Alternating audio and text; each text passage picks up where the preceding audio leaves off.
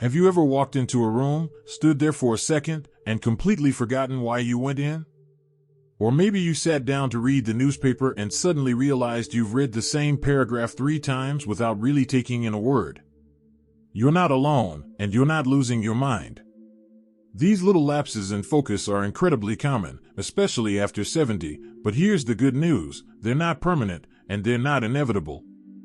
In fact, there's a lot you can do to train your brain to stay sharp and focused, even well into your 70s, 80s, and beyond. That's what today's video is all about. We're going to talk about simple, practical things, nothing extreme or confusing, that you can start doing right away to help your mind feel clearer, more alert, and yes, younger. Now, let's begin with something small but powerful: cutting down on mental clutter. You might not realize it, but your brain is constantly processing background noise.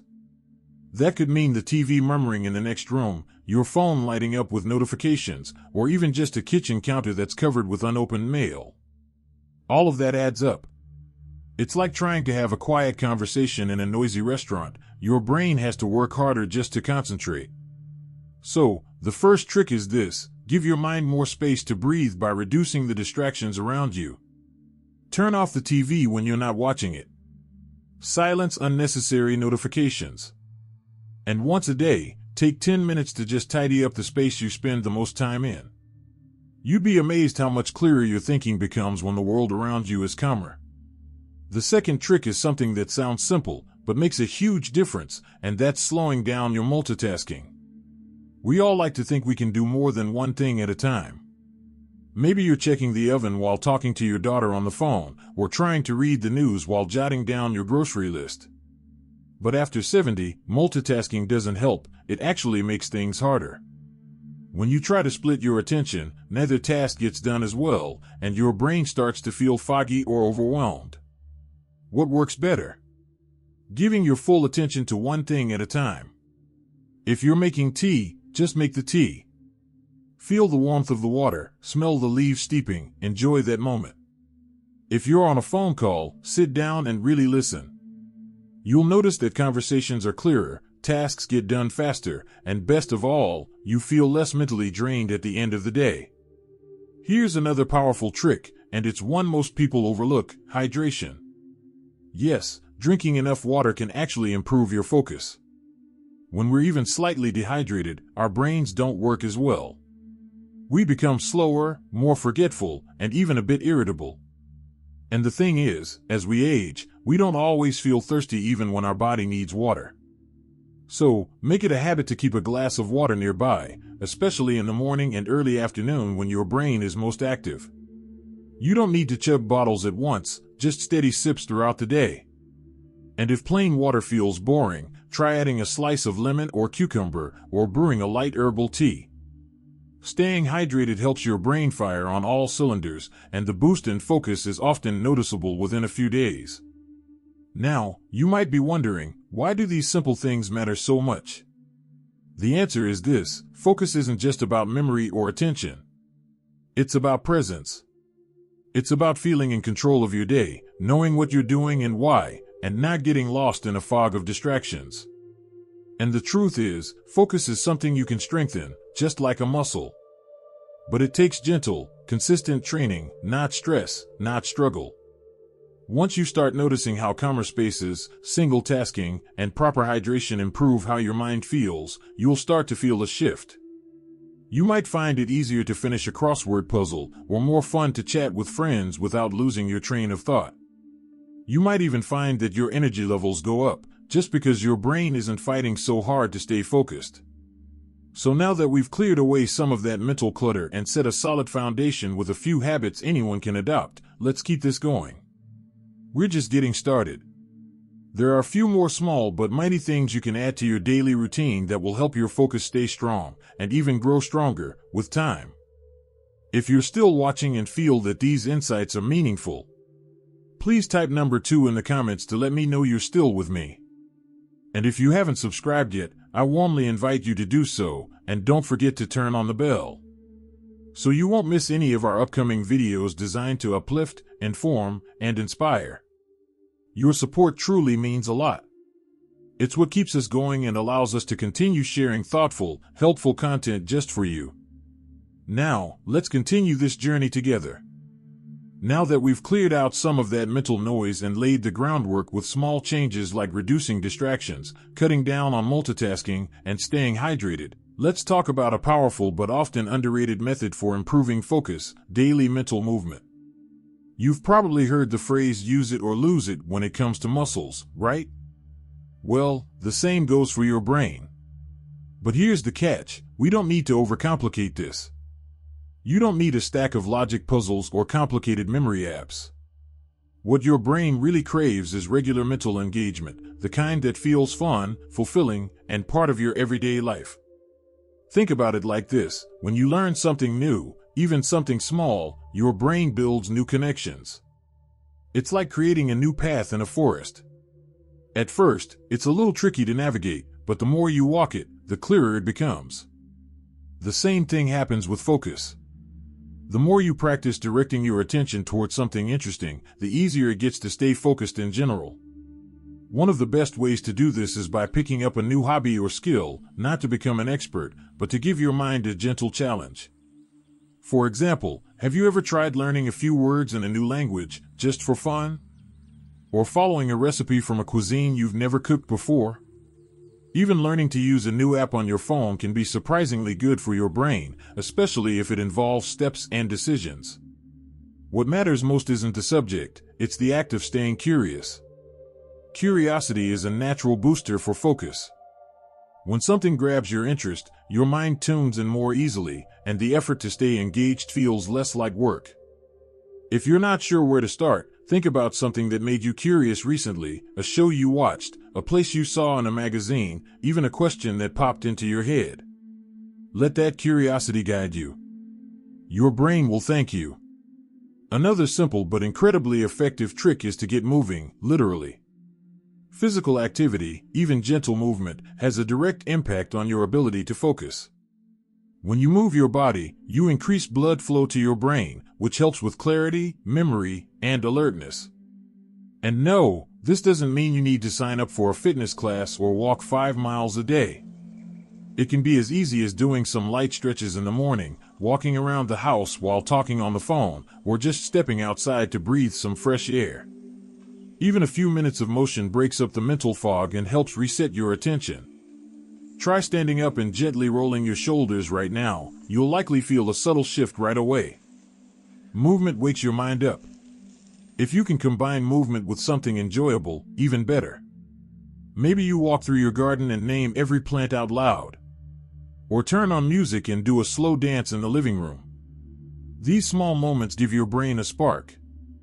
And over time, they make it easier to concentrate, because your brain and body are working together instead of pulling in opposite directions.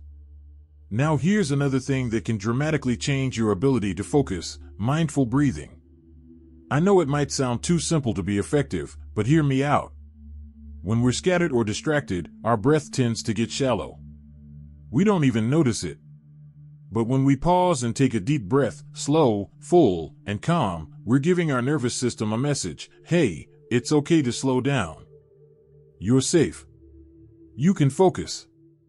Mindful breathing doesn't need to be fancy or spiritual. It's just a habit of checking in with yourself. One of the easiest ways to start is to sit quietly for 1 minute in the morning and just breathe.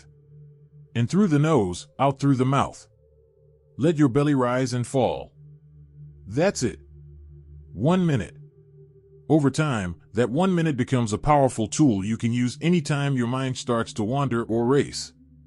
You can do it before a conversation, before reading, or even while waiting in line at the store. And here's the best part: the more you practice this, the more natural it becomes. You'll start catching yourself before you drift off mentally. You'll bring yourself back to the present more quickly. That, right there, is real mental strength. You see, all of these tricks, curiosity, movement, breathing, they're like little levers. On their own, they may seem small. But together, they shift the way your brain functions. They help you become more aware, more grounded, and more engaged with your life. And they work at any age. It's never too late to build stronger focus. As you start experimenting with these, you might notice little wins throughout your day. Maybe you remember someone's name more easily, or finish a task without getting sidetracked, or simply feel more present during a conversation. These wins are signs that your focus is growing. They're the proof that your brain is still very much alive, active, and capable. And if any part of this feels challenging at first, if a new habit slips your mind or your focus wavers, that's okay too. It's not about being perfect. It's about returning to the path again and again, gently and without judgment. That's how real change happens. That's how focus is built. Let's keep going. There are still a couple more tools I want to share, ones that are just as practical and just as powerful. So if you're ready to feel even more focused, more alert, and more in control of your attention, we're going to dive right in. One of the most underrated but powerful ways to sharpen your focus, especially as you get older, is this: protect your sleep like it's your most precious asset. Because in a way, it is. Think about it. If you've ever had a night of poor sleep, even just one, you already know how it feels the next day. Your thoughts feel slow. Names are on the tip of your tongue but just out of reach. You read something, then forget what you just read. That's not just getting older. That's your brain waving a flag, asking for rest and recovery. Sleep isn't just about feeling rested. It's when your brain does some of its most important housekeeping, clearing out waste, repairing cells, storing memories, and making sense of the day. When sleep is short or disrupted, that natural cleanup process doesn't happen the way it should. Over time, that fogginess starts to feel normal, but it doesn't have to be. So how do you get better sleep, especially if you've struggled with it for years? It starts with small, consistent habits. One of the most effective things you can do is create a calming bedtime ritual. Nothing complicated. Just something that tells your brain it's time to wind down. Maybe it's dimming the lights, putting on soft music, or sipping a warm caffeine-free drink while reading something light. The trick is to keep it simple, repeatable, and soothing. And just as important, disconnect from screens at least 30 to 60 minutes before bed. Phones, tablets, and even TVs give off blue light that tricks your brain into thinking it's still daytime. This makes it harder to produce melatonin, the hormone that helps you fall asleep. If you've ever scrolled through your phone in bed and then found it hard to sleep, that's likely the reason. Once your sleep improves, you'll be amazed at the difference. Things become clearer, quicker, and more stable. Focus becomes easier because your brain isn't running on fumes, it's fully recharged and ready to engage. Now, here's another habit that often gets overlooked but is deeply tied to focus: setting small goals every day. This doesn't have to be a long to-do list or anything overwhelming. Just pick one or two things that you want to give your full attention to that day. It could be something like calling an old friend, organizing a drawer, finishing a book chapter, or even just watering your plants. When you wake up with a purpose, even a small one, your brain has something to anchor itself to. It's like giving your attention a home base. And when you complete that small task, there's a quiet but powerful sense of accomplishment that follows. That feeling strengthens your ability to stay focused next time. And don't worry if your plan gets sidetracked. Life happens. What matters is that you start each day with intention. That single step reminds your brain that it still has direction and strength. One last but incredibly important practice is something that not only supports your focus but also brings more joy into your life, and that's spending meaningful time with others. You see, when you have conversations, real ones, not just quick exchanges, you're actually exercising your brain in powerful ways. You're listening, recalling memories, forming sentences, responding to emotion, maybe even sharing a laugh. It's one of the most natural and effective ways to sharpen your thinking, and it doesn't require anything fancy. Whether it's chatting with a neighbor, playing cards with a friend, or calling someone just to check in, these moments feed your mind as much as they feed your heart. And they create something even more powerful, a sense of connection. When you feel connected, your brain relaxes. It feels safe. And a calm brain is a focused brain. If you've felt isolated or disconnected lately, just know this: it's never too late to reach out. Even one conversation a day can begin to shift your focus and lift your spirit. You're not alone, and your voice still matters deeply. So, let's take a step back and breathe this all in. You've now gathered tools, simple ones, but powerful. You've learned how small choices like mindful breathing, daily curiosity, gentle movement, goal setting, restful sleep, and meaningful connection can all lead to clearer focus, sharper thinking, and more presence in your day. And the best part? These aren't changes you need to make overnight. They're habits you can grow into, little by little, at your own pace. Maybe you start with one today. Maybe you try another next week. What matters is that you've decided to show up for yourself, to take care of that amazing mind of yours, not just to remember things better, but to live more fully. You are still growing, still learning, still becoming. And every moment you choose to nourish your brain, you're choosing to stay in the game. That takes courage. That takes heart. And that deserves celebration. So as we close, I want to thank you for spending this time here. If something we talked about today resonated with you, I'd love to hear it. Leave a comment and let me know, what trick are you excited to try first? What helps you stay focused? Your stories might help someone else, too. If you enjoyed this conversation and want more tips, encouragement, and insight on living a vibrant life after 60, go ahead and like this video and subscribe to the channel. It really helps the community grow. And remember, your brain isn't slowing down. It's just waiting for you to guide it forward. Here's to focus, clarity, and living with intention. Here's to your sharp, beautiful mind.